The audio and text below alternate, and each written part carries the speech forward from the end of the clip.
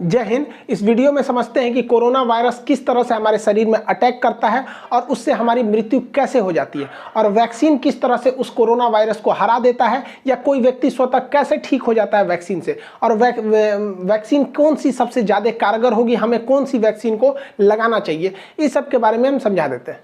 जैसा आप सब जानते हैं कि कोरोना जो है कहीं ना कहीं संपर्क में आने से ही फैलता है किसी इन्फेक्टेड व्यक्ति से, जिसमें सबसे ज़्यादा महत्वपूर्ण होता है इसका जो ड्रॉपलेट्स होता है। ये सब आपको पता है, इसीलिए थोड़ा सा 1 मीटर दूरी जो कहा जाता है कि कम से कम गैप बना के रखना चाहिए। देखिए, कोरोना जो वायरस है ना, इसके बाहर 2 हिस्से होते हैं। एक इसका जो बाहर इस तरह से निकला हुआ है नोकीला भाग, इसे कहते हैं स्पाइक प्रोटीन। यही सबसे घातक है, स्पाइक प्रोटीन। अगर इसका जो स्पाइक प्रोटीन है, ये बाहर वाला, अगर इसको तोड़ दिया जाए, इसको टकला कर दिया जाए, तो किसी काम का नहीं, फिर कोरोना से कोई नहीं डरेगा, यही भाग जाएगा। और इसके अंदर एक होता है गुच्छा जैसा, ये इसे कहते हैं जेनेटिक मटेरियल।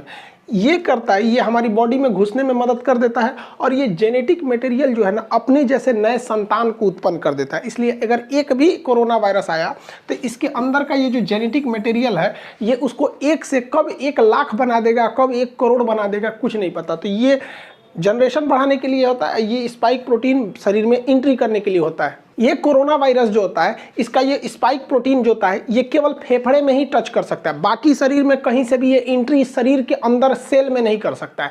फेफड़े के जो सेल होते हैं काफ़ी सेंसिटिव होते हैं, और सेल में भी जो सेल मेम्ब्रेन होता है, वहाँ से ये एंट्री नहीं कर सकता है। सेल मेम्ब्रेन कुछ खास चीज़ को ही अपने अंदर जाने देते हैं, जैसे प्रोटीन, विटामिन, इन सब को जाने देते हैं। बाकी जो नया कुछ चीज़ आएगा ना, जो बॉडी में बाहर से लिया जाता है, तो उसको जाने के लिए ये रिसेप्टर लगे होते हैं। कोरोना वायरस का ये स्पाइक प्रोटीन इसी रिसेप्टर पर चिपक जाता है, और इसी के माध्यम से अंदर चला जाता है, और अंदर जाके अपना जेनेटिक इन्फॉर्मेशन दे देता है। और ये फेफड़े में ही जाता है, क्योंकि फेफड़े के जो लंग्स के जो टिश्यूज होते हैं, जो उसके सेल होते हैं, वो काफ़ी सेंसिटिव होते हैं। अब देखिए, ये जो कोरोना वायरस है, ये फेफड़ा है, फेफड़ा का ये रिसेप्टर है, ये ससुरा पकड़ लेता है कोरोना को, और कोरोना जाके इसी में चिपक जाता है, और यही इसको खींच के अंदर लेके चला जाता है। यही सबसे घातक हो जाता है। जैसे ये रिसेप्टर में चिपकता है, रिसेप्टर इसको खींच के अंदर ले जाता है, ये यहाँ से चिपका के अंदर लेके चला जाएगा। अंदर जाने के बाद इसका जेनेटिक मटेरियल जो है, आरएनए जो है, ये हमारे शरीर के अंदर जाके डीएनए से मैच करने लगता है, हम लोग के फेफड़ा के अंदर चला जाता है। और फेफड़ा के अंदर जाने के बाद, जैसे ये इसके रिसेप्टर पे टच हुआ इसका स्पाइक प्रोटीन, और ये इसको लेके अंदर गया, और अंदर जाने के बाद ये क्या करता है, हमारा न्यूक्लियस जो है, हमारे शरीर का जो न्यूक्लियस है, ये बहुत सीधा साधा है। इसको पता है कि स्पाइक प्रोटीन से जो भी ये रिसेप्टर से अंदर आ रहा है, वो ठीक ठाक आदमी है। तो इस ससुरा जो कोरोना है, इस सीधे जाके पूछता है न्यूक्लियस से कि फोटोकॉपी मशीन कहाँ है, कहाँ है वो फोटोकॉपी मशीन जिससे नए नए चीज़ों के बनते हैं। तो हमारे शरीर में फोटोकॉपी मशीन का काम करता है राइबोसोम। ये राइबोसोम धड़ाधड़ फोटोकॉपी करता है, किस चीज़ का, तो प्रोटीन का। तो हमारे शरीर में धड़ाधड़ प्रोटीन निर्माण करने का काम करता है यही राइबोसोम। अब देखिए, फोटोकॉपी मशीन की एक खराबी है, इस पर कौन सा पेपर रखे हैं, ये उसी का कॉपी करेगा, इसको नहीं पता कि कॉपी क्या हो रहा है। अब ये जो कोरोना वायरस है, इस रिसेप्टर के माध्यम से न्यूक्लियस में आ गया है, न्यूक्लियस इसको बता दिया कि राइबोसोम के पास चले जाओ, वही फोटोकॉपी करता है। अब ये छोटा जो कोरोना वायरस है, ये क्या करेगा, इस फोटोकॉपी के पास जाएगा, और यहाँ जो प्रोटीन वाला पेपर रखा है उसको हटा के अपना जेनेटिक मटेरियल रख देगा जो इसके अंदर है, मतलब अपने खानदान का फोटोकॉपी कराने लगेगा। अब एक कोरोना वायरस अंदर गया था, लेकिन राइबोसोम की मदद से वो अपने हजारों कॉपी अंदर बनाने लगा, और फेफड़ा के अंदर धड़ाधड़ धड़ाधड़ धड़ाधड़ कोरोना वायरस बनने लगे सब। अब हमारा ही बॉडी उसको कोरोना वायरस बना रहा है। सोचिए, हमारा खुद का फेफड़ा, हमारा खुद का राइबोसोम जो कल तक प्रोटीन का फोटोकॉपी करता था, उसके स्कैनर से प्रोटीन हटा के आरएनए, ये कोरोना वाला ने अपना आरएनए रख दिया, उसी का फोटोकॉपी कर रहा है। तो इसको रेप्लिकेशन कहा जाता है। बहुत तेजी से बढ़ते हैं सब यहाँ पर। अब पूरे फेफड़े में ना ये कोरोना वायरस घूमने लगते हैं। तो हमारे शरीर का जो इम्यून सिस्टम है, कहते हैं ये कौन चीज़ है रे, ये कौन चीज़ आ गया यहाँ पर।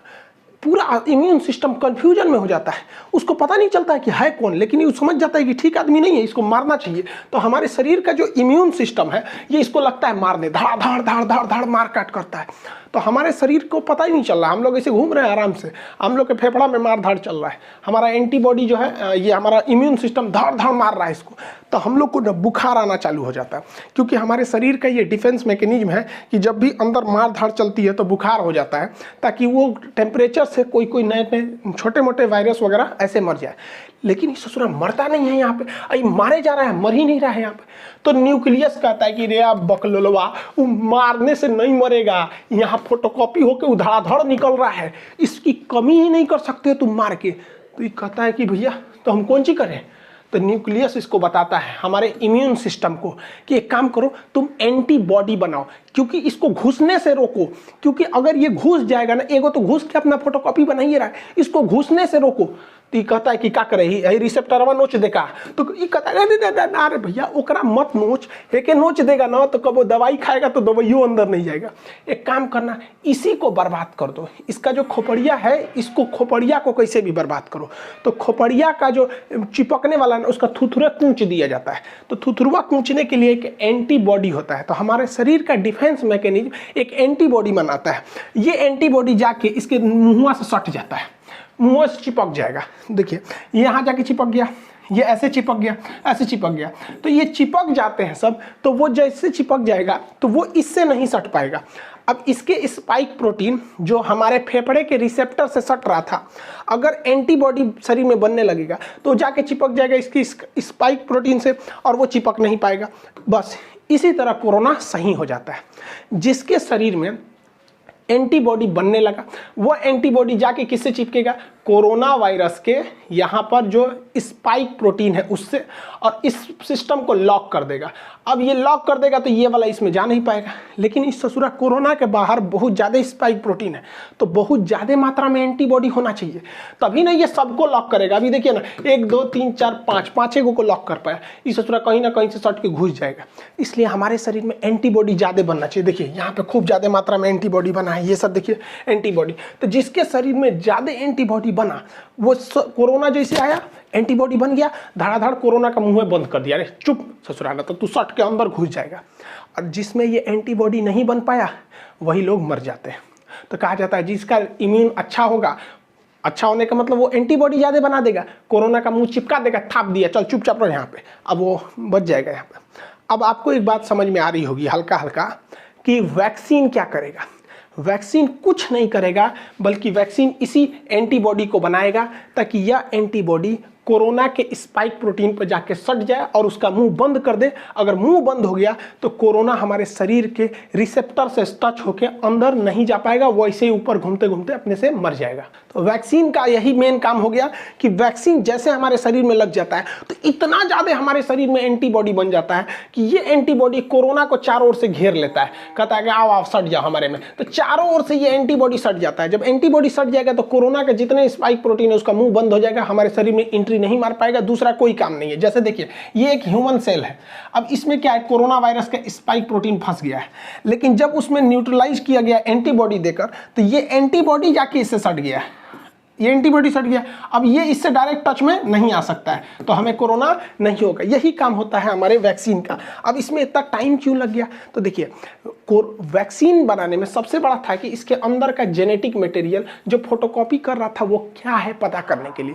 तो बाद में पता चला कि वो आरएनए है। देखिए हमारे शरीर में डीएनए होता है, डाईऑक्सीराइबोज न्यूक्लिक। डीएनए जो होता है वो 2 धागा का बना होता है यहाँ पर देखिए, और आरएनए जो होता है वो केवल सिंगल हेलिक्स होता है, सिंगल धागा का बना होता है आरएनए। तो जितने वायरस होते हैं वो आरएनए होते हैं, ज्यादातर वायरस आरएनए। अब आरएनए को बनने में ज्यादा टाइम नहीं लगता है, खटाखट आरएनए बनता है, जबकि डीएनए बनने में टाइम लगता है। तो वायरस जो है बड़ा जल्दी जल्दी बनने लगते हैं सब यहाँ पे। तो वैज्ञानिकों ने इसी आरएनए को पकड़ के निकाला, इसलिए जितना वैक्सीन है सब वैक्सीन को आरएनए वैक्सीन, एमआरएनए वैक्सीन कहा जाता है। तो इस कोरोना का जो आरएनए है उसे वैज्ञानिकों ने निकाल लिया। अब देखिए हम लोग में तो डीएनए पाया जाता है, तो डीएनए नहीं है, देखिए डीएनए आरएनए में अंतर नहीं। एक उखाड़ दीजिए इसका तो क्या बन जाता है, आरएनए बन जाता है। तो डीएनए से आरएनए बनाया जा सकता है, उखाड़ के नोच लीजिए बस क्या बन जाएगा, आरएनए बन जाएगा। तो वैज्ञानिकों को कोरोना वायरस का आरएनए मिल गया। तो कोरोना कैसा वायरस है, एक आरएनए वायरस है, बस हमको ये मिल गया। अब वैज्ञानिकों ने क्या किया, इस आरएनए वायरस को केमिकल से कमजोर करके इसका नकल कर लिया, और इसे नकल करके जैसा इसके अंदर आरएनए था वैसे ही आरएनए को इंजेक्शन से हमारे बॉडी के अंदर भर दिया। और जैसे बॉडी के अंदर भरा तो बॉडी के अंदर क्या पहुंच गए सब, ये कोरोना वायरस। बट ये ओरिजिनल तो है नहीं, ये तो लैब में इन्होंने आरएनए से बनाया है, ओरिजिनल नहीं है। अब बताइए, ये ओरिजिनल नहीं है लेकिन दिखने में तो उसी के जैसा है, और जब दिखने में वैसा ही है तो शरीर के अंदर जाएगा तो शरीर के अंदर से एंटीबॉडी बनने लगेंगी ज़्यादा ज़्यादा, और इन दवाओं में एंटीबॉडी को बढ़ाने के लिए केमिकल मिला दिया जाता है, तो ज़्यादा से ज़्यादा एंटीबॉडी बनने लगेगी। तो जब कभी हमें वैक्सीन लगा दिया जाता है तो यह वैक्सीन एंटीबॉडी का निर्माण बहुत जोर से करने लगती है और हमारे शरीर में खूब ज़्यादा एंटीबॉडी हो जाता है, जो कि नकली कोरोना वायरस को देखकर बना होता है। और इसी बीच में ना पूरे उस कोरोना वायरस को घेर लेते हैं, हमारे शरीर में पूरा का पूरा एंटीबॉडी हो गया। और जब कभी भी ओरिजिनल कोरोना आता है तो हमारे एंटीबॉडी घेर लेते हैं कोरोना का, चाचा आ गए, चाचा आ गए, चाचा को घेर लो, चाचा को घेर लो, पूरा घेर लेते हैं चाचा को, चाचा का थूथूर चिपका देता है, लो चुपचाप सट गया यहाँ पे, तो सटा लेते हैं सब। अब कोरोना तो कुछ कर नहीं पाएगा क्योंकि वो डायरेक्ट सेल मेम्ब्रेन में नहीं घुस सकता है, क्योंकि सेल मेम्ब्रेन सेमी परमेबल होता है। बायोलॉजी के बैच में पढ़ा दिए थे, सेमी परमेबल का मतलब होता है अर्धपारगम, मतलब किसी खास चीज़ को जाने देगा और कुछ खास चीज़ को ही आने देगा, उस खास चीज़ में कोरोना शामिल नहीं है। इसलिए कोरोना जब भी जाएगा तो रिसेप्टर से जाएगा, और ये एंटीबॉडी जाके कोरोना के स्पाइक प्रोटीन का मुंह चिपका दिया, रिसेप्टर से सटेगा नहीं। यही एक सिंपल फंडा होता है वैक्सीन का, ये वैक्सीन यही काम करते हैं सब। अब दुनिया के कई तरह के वैक्सीन है, जिसमें फाइजर जो है वैक्सीन, इस ससुरा अमेरिका का है, इसको -70 डिग्री पे रखना है, ये भारत में पॉसिबल ही नहीं है। हालांकि इसके साइड इफेक्ट ज़्यादा देखे गए। रूस का स्पुतनिक वैक्सीन है, और यूएनओ ने बनाया है गरीब देशों के लिए, अफ्रीका के लिए, जिसमें भारत की भी योगदान है। नोवावैक्स ये वैक्सीन है।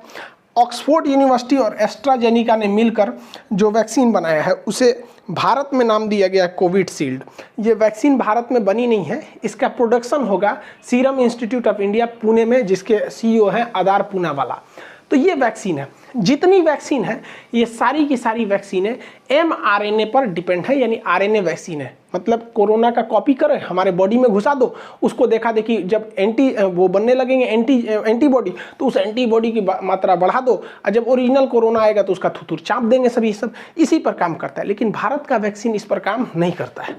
भारत का वैक्सीन जो है भारत बायोटेक ने बनाया, इसे भारत बायोटेक ने, इसका नाम है कोवैक्सीन। ये अलग ही कंसेप्ट है। कोवैक्सीन में क्या किया गया है कि कोरोना वायरस को ही कमजोर करके उसको थूर कूच के हमारे शरीर में भर दिया गया है। अब बताओ, उसे थोड़ा थुरा कूचा गया है, इसका जेनेटिक मटेरियल को खूब अच्छा से कूच काच दीजिए और कूच काच के हमारे शरीर में भर दीजिए, और शरीर में जैसे भरेंगे तो जाएगा अंदर, न्यूक्लियस से कहेगा हमारा फोटोकॉपी बनाओ, ये बेचारा अपने कूचा गया है, एक फोटोकॉपियो निकलेगा तो ऊंचाई निकलेगा, तो हमारे शरीर के एंटीबॉडी आके छाप लेगा सब, इसको कहेगा मारो मारो मारो मारो मारो। अब भाई हमारे एंटीबॉडी इस कमजोर कोरोना को खूब अच्छा से मार देगा। यही वजह है कि शुरुआत में जब वैक्सीन लिया जा रहा है ना, तो कुछ कुछ लोगों को हल्का फीवर आ जा रहा है, क्योंकि वो तो ओरिजिनल लड़ाई चालू है, लेकिन वैक्सीन के थ्रू बहुत ही कमजोर वायरस डाल दिया है भारत, बहु ओरिजिनल वायरस, लेकिन वो इतना कमजोर है कि वो उसका बच्चा भी कमजोर पैदा हो रहा है। तो हमारे शरीर का एंटीबॉडी उससे खेल खेल के सीख ले रहा है, और इसी बीच जब ओरिजिनल वायरस आ रहा है तो उसको भी मार के कूच दे रहे हैं। जा ससुरा, भारत वाला शुरू से जुगाड़ पर डिपेंड है। अब हैंड सैनिटाइजर क्या करता है, देखिए भाई सैनिटाइजर का काम क्या होता है। सैनिटाइजर जब हम मारते हैं ना, तो ये कोरोना वायरस का जो बाहरी खोल है ना, जिस खोल के ऊपर ये स्पाइक प्रोटीन है, तो ये जो होता है ये सैनिटाइजर इस स्पाइक प्रोटीन को कुछ नहीं करता है, बल्कि जिसके ऊपर इसका खोल है ना, ये खोपड़िए फाड़ देता है, उसको टकला कर देता है, इस तरह से खोखला करके टकला कर देगा, इसका पूरा का पूरा ऊपर का खोपड़िए झाड़ के टकला हो जाएगा। इस ससुरा सैनिटाइजरवा जो है ना, ये तो वैक्सीनवा का बाप है। वैक्सीनवा तो खाली उसका ठोड़वे बंद कर रहा था, ये मारा पूरा टकले कर देता है उसको, अब उसका पूरा आरएनए बाहर निकल जाता है, तो कोरोना रोने लगता है, ओ माय गॉड मेरा आरएनए चल गया, अब क्या करेंगे आप। तो आप कहेंगे कि सैनिटाइजर वे काहे नहीं पी लेते हैं लोग, सोचा सैनिटाइजरवा ज़्यादा पी लेंगे लोग ना तो फेफड़वा में, तो हम लोग कहीं सोचा रिसेप्टरवा जो है ना फेफड़ा का, एकरो नोच देगा, बस दिक्कत हो जाएगा, हम लोग भी मर जाएंगे लोग यहाँ पे। इसलिए सैनिटाइजर जो है वो केवल बाहर के काम में आता है, वो कोरोना वायरस के बाहरी लेयर को फाड़ देता है। दुनिया में बहुत सारे वैक्सीन है, जिसमें एक ये जितने वैक्सीन है ये आरएनए वैक्सीन है सब, जबकि भारत का जो वैक्सीन है भारत बायोटेक द्वारा, ये तो ओरिजिनल वायरस का ही वैक्सीन है। अब इसमें से सबसे अच्छा कौन है, तो देखिए सारे वैक्सीन अच्छे हैं, डिपेंड करता है किसको कहाँ के ट्रायल पर किया गया है, किसी को अमेरिका में, किसी को इंडिया में। सारे के सारे वैक्सीन एक जैसे हैं, कोई खराब नहीं है। जैसे हम आपसे कहते हैं कि कौन सा साबुन नहाने के लिए अच्छा है, तो भैया आप लाइफ बॉय से नहाओ, चाहे डिटॉल से नहाओ, चाहे पियर से नहाओ, कोई फर्क नहीं पड़ता है, नहा के आप वैसे ही निकलेंगे। जैसे हमारे जैसे आप घड़ी साबुन से नहा लीजिए, कोई फर्क नहीं पड़ता। अब जैसे हम लोग हैं, भैंस जैसे हम लोग का चमड़ा है, तो उस पर लक्स वगैरह सुनता ही नहीं है, तो घड़ी साबुन ये सब से नहा लीजिए, कोई फर्क नहीं पड़ता, सब एक जैसा है, कोई दिक्कत नहीं आएगा। वैक्सीन जो है वो 60 से 90% तक ही वो कारगर है। लेकिन फ़ायदा क्या होगा? ऐसा नहीं है कि जिसे वैक्सीन लग गया उसे कोरोना नहीं होगा, होगा, उसको भी हो सकता है, बहुत कम चांस है। और अगर होगा भी ना तो वो घर पे ही ठीक हो जाएगा, मरेगा नहीं वो। सबसे बड़ा फायदा यही है वैक्सीन का, उसे दोबारा कोरोना हो जाएगा बट मरेगा नहीं। तो इससे अच्छा क्या चाहिए? बीमारी हो जाए, खांसी सर्दी हो के ठीक हो जाए, मरिए जा रहा है सोचो, इसमें ना दिक्कत हो जाता है, डेथ नहीं होगा। कोरोना वैक्सीन की 2 डोजेज लगाई जाएंगी। एक डोज से दूसरे डोज के बीच में 28 से 42 दिन का गैप रखा जाएगा। एक डोज मान के चलिए आप 1 तारीख को ले लिए, तो फिर 28 से 40 दिन के बीच में कभी भी एक डोज ले लीजिए, ताकि आपके बॉडी में 2 बार कोरोना वायरस को इंजेक्ट कराया जा सके वैक्सीन के माध्यम से, जिससे कि आपकी एंटीबॉडी रेडी हो सके, लड़ने के लिए तैयार रह सके। अब देखिए, एक रिसर्च करना ये है कि ऐसा माना जा रहा है कि अगर किसी व्यक्ति को पहला डोज अगर फाइजर का लगा दिया जाए और दूसरा डोज कोविशील्ड का लगा दिया जाए तो ये ज़्यादा असरदार होगा। लेकिन अभी क्या हो रहा है कि पहला डोज जिस वैक्सीन का है, दूसरा डोज भी उसी का है, लेकिन ऐसा वैज्ञानिकों का कहना है कि अलग अलग डोज दिया जाए। अब चूंकि भारत में 2 ही वैक्सीन है, एक कोविशील्ड है, एक कोवैक्सीन है, तो भारत सरकार को भी इस पर रिसर्च करना चाहिए कि पहला डोज देना चाहिए कोविशील्ड का, दूसरा कोवैक्सीन का ही दे दीजिए, ताकि ज़्यादा सूटेबल रहे, दोनों तरह से हम लोग उसमें वायरस से लड़ सके। यहाँ पर एक्सचेंज कर देना चाहिए। अब इसके साइड इफेक्ट को लेकर कुछ डर रहे हैं, देखिए इसका कोई साइड इफेक्ट नहीं है, 99% लोगों को कोई साइड इफेक्ट नहीं है। कुछ लोगों को हो रहा है हल्का बुखार, तो आपको बता ही दिए, क्योंकि जैसे वैक्सीन जाएगा मारधाड़ चालू होगा, हल्का बुखार होगा, पैरासीटामोल खा लीजिए, नॉर्मल 1 रुपये का कम्बीफलान या फिर कैल्पोल वगैरह कुछ भी खा लीजिए, नॉर्मल सही हो जाएंगे यहाँ पर। इससे ज़्यादा कुछ नहीं होगा। थोड़ा बहुत आपको, कुछ लोग को सर दर्द की शिकायत मिली गई है, करोड़ों में 1-2 ठोको। अरे यार, तो जो सर दर्द और बुखार नहीं झेल सकता है ससुरा, तो नहीं तो जी कह रहा है ससुरा, ओकरा से डर रहा है। यहाँ पे कोरोना से नहीं डर रहा है, डर रहा है कि वैक्सीन लगाएंगे तो बुखार हो। अब कुछ लोग का इसी में अफवाह उड़ा दिया कि वैक्सीन लगाने से मर जाएगा। भाई देखो, किसी को कोरोना वायरस हो गया है, अब वो आज ही इन्फेक्टेड हुआ है, तो उसको लक्षण तो आज नहीं दिखेगा, और आज ही अगर जाके वो वैक्सीन लगा ले और 1 हफ्ता बाद, वैक्सीन तुरंत तो काम नहीं करेगा एक ही डोज पे, और 1 हफ्ता बाद वो कोरोना से मर जाएगा, तो लोग उसे ये नहीं कहेंगे कि कोरोना से मरा है, लोग अफवाह उड़ा देंगे, सोच रहा है कि वो वैक्सीने से मरा है। ऐसा कोई नहीं है। 1-2 साक्ष्य हैं, तो आप बताओ ना, 8 करोड़ लोग को वैक्सीन लगा है, उसमें 50-60 लोग की डेथ हो गई, तो इससे ज़्यादा खतरा तो हम लोग को सड़क पे चलने पे रहता है, वहाँ एक्सीडेंट की संभावना ज़्यादा है। तो वैक्सीन से कोई खतरा नहीं। आप अपने उम्र के दायरे में आइए, वैक्सीन लगाइए। अप्रैल के महीने में जिनका उम्र 45 से ऊपर है उन्हें ही लग रहा है, लेकिन मोदी जी ने इजराइल को मॉडल को देखते हुए, हम एक पिछले वीडियो में बताए थे ब्रिटेन का मॉडल और इजराइल का मॉडल में, मतलब ब्रिटेन में भी वैक्सीनेशन से ही जीता था, तो इजराइल ने क्या किया, अपने पूरे पॉपुलेशन को, केवल बच्चों को छोड़ के सबको वैक्सीन लगा दिया, और वो दुनिया का पहला देश हो गया जो कोरोना मुक्त हो गया है। तो इसी को देखते हुए 1 मई से जिनकी उम्र 18 साल से ज़्यादा है वो सब कोरोना की वैक्सीन लगा सकते हैं। हाथ जोड़ते हैं भैया, सब लोग लगवा लो, क्योंकि ये जो नया वैक्सीन वायरस आया है, ये नए युवाओं को ज़्यादा इफेक्ट कर रहा है। अफवाहों पे मत जाइएगा। कुछ लोग का अफवाह ये है कि सरकार ना क्या कर रही है, गरीबों को मारने के लिए वैक्सीन दे रही है। अरे यार, तो कौन नशा करके रहता है, सब ये सब है नहीं। एक हमसे कह रहा है कि सरकार ये वैक्सीन लगाएंगे तो हमारा किडनी खराब हो जाएगा, कोई कह रहा है नपुंसक हो जाएंगे, कोनो कह रहा है 2 साल बाद मर जाएंगे। अरे यार, ऐसे लोग को पता नहीं कैसे सरकार झेलती है। ऐसे लोग को, सचरों को जेल में डाल देना चाहिए अफवाह फैलाने वालों को। कोई भी वैक्सीन से कोई दिक्कत नहीं होता है। मेरे पापा वैक्सीन लगाए, उनको शुगर है, उन्हें कोई प्रॉब्लम नहीं हुआ। मम्मी को इतना लोगों ने डरा दिया था, उनके रिलेटिव लोग इतना डरा दिए थे कि मम्मी कांप रही थी, ना बाबू हम वैक्सीन नहीं लगवाएंगे। हम कहे चलिए चुपचाप वैक्सीन लगाइए। मम्मी को वैक्सीन लगे हुए आज 10-12 दिन हो गए, कोई दिक्कत नहीं है। अब वो सबको समझाती है, नहीं लगा लो। और जो लोग मेरी मम्मी को डराते थे ना, अब मेरी मम्मी को देख के बाकी सब लोग लगा लिए यहाँ पे। तो आप लोग भी जागरूक होइए। ऐसे लोग जो हैं, जो जिंदगी में कुछ नहीं कर सके, वैक्सीन कहते हैं वैक्सीन मत लो। अजीब हाल है ससुरा सब यहाँ पे। एक मौलाना साहब हमसे आके कह रहे थे कि वैक्सीन सब गलत है यहाँ पे। हम कहा हाँ, आप वैक्सीन मत लीजिए, आप शिलाजीत लीजिए, आपके लायक यही है। आई होप आप वैक्सीनेशन और इसके कैसे काम करता है इसको समझे होंगे। नेक्स्ट वीडियो में हम आपको CT वैल्यू समझा देंगे और पल्स ऑक्सीमीटर वगैरह ये सारी चीज़ों को RT-PCR चेक कैसे होता है इसके बारे में बता देंगे। मिलेंगे नेक्स्ट क्लास में। जय हिंद।